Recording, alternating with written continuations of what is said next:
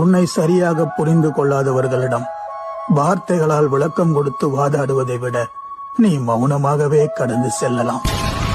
ஆனால் கேள்விகள் உன்னை காயப்படுத்தினால் ஒருபோதும் மௌனமாய் இருந்து விடாதே. ஏனென்றால் உன்னை ஊமை என்று நினைத்து விடுவார்கள். உன் புன்னகையில் இருக்கும் வலியையும் உன் கோபத்தில் இருக்கும் நியாயத்தையும் உணர்ந்து கொள்ளாதவர்களால் உன்னை புரிந்து கொள்ளவே முடியாது. தேடி தேடி போனால் நீ அலட்சியப்படுத்தப்படுவாய். உன் மகத்துவம் தெரியாதவர்களுக்கு உன் முகத்தை கூட காட்டாது. உன்னை அள வைப்பவர்கள் யார் என்றால் ஒரு காலத்தில் உன்னை அளவில்லாமல் நேசித்தவர்கள். அவர்கள் நேசித்தவர்கள் அல்ல, நேசித்தது போல் உனக்கு காண்பித்தவர்கள். அன்புக்கு எல்லை இல்லை என்று நினைத்து நீ அதிக அக்கறை எடுத்து பழகியிருப்பாய்.